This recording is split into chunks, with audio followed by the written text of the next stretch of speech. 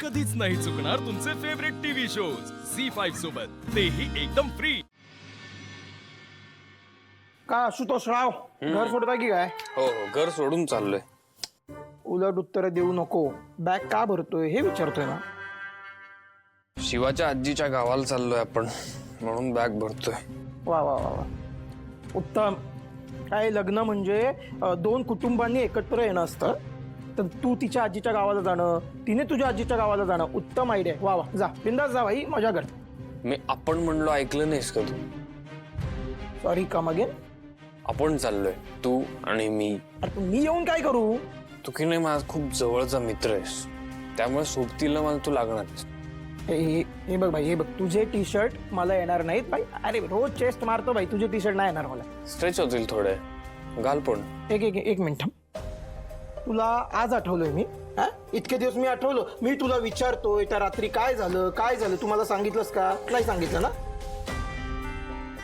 हळू लाव, तुटेल ती। त्या रात्री जे व्हायचं तेच झालं। जे व्हायचं तर ते झालं ना, चांगलं झालं ना। मग भावा जरा हसून सांग, असा काय चेहरा पाडून बोलतोय?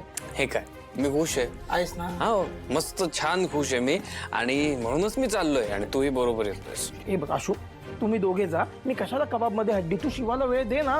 तेच तर नाही करायचंय। बाई आजी येणार आहे, बाई आजी। बाई आजी येणार आहे हे ऐकून मी काय उतावळा होणार आहे? हे मला नाही यायचंय ना आशू। माझ्या डिस्कशन नाही आहे, तू येतोयस। हे घे। हे बघ, नेहमी मी बघ, काय? मी येतो, पण तुझे टी शर्ट मी घालणार नाही, मी माझे कपडे घेऊन येतो। तू बाहेर ये, मी लगेच कपडे घेऊन येतो। ठीक आहे। खरेदी करावी लागेल, कसं पिकनिकला चाललोय, फिरायला चाललोय, छान दिसणं अपेक्षित आहे। घरात जे कपडे आहेत ते बाबा, बॅगेत ठेव आणि रोज- पटकन निघ।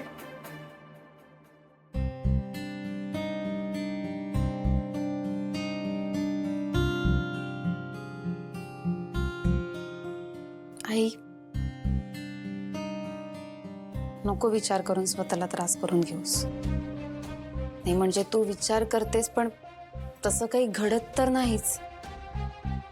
आणि शेवटी अपेक्षा करणं ही अपेक्षा भंगाची पहिली पायरी असते। गप्प बस ग कीर्ती। काही मी चांगलं सांगते, तू मलाच काय गप्प करतेस? आता बघ ना, आशूने पण शिवाला ऍक्सेप्ट केलंय, सगळं नीट सुरू आहे, सगळं चांगलं घडतंय। त्याचं एक वेगळं आयुष्य सुरू झालंय। म्हणजे आता शिवा सकाळी न सांगता गेली, आशूला पण तिकडे बोलावून घेतलं, आणि त्यांच्या घरच्यांना तर फुकटच गाडी मिळाली आहे, म्हणजे घरचीच गाडी झाली आहे ना त्यांच्यासाठी। आशू पण ड्रायव्हर सारखा निघाला लगेच। काय तोंडाला येईल ते बोलशील का ग? सॉरी,